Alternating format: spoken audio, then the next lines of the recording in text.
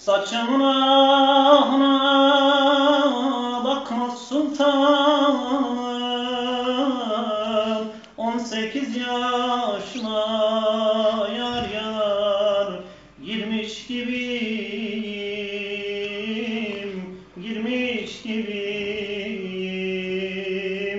Belki senden 3-5 yaşlıyım aman leli zincire vurulmuş aslan gibiyim.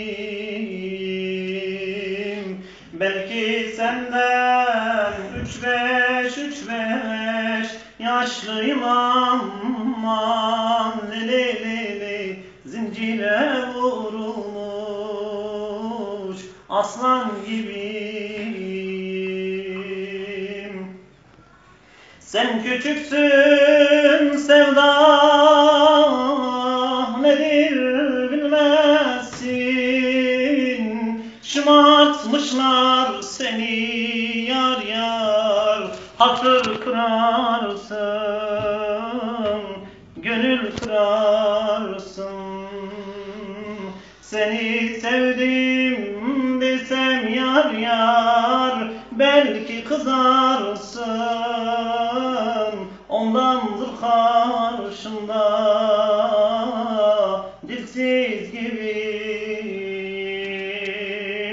Seni sevdim desem yar yar, belki kızarsın. Ondandır karşımda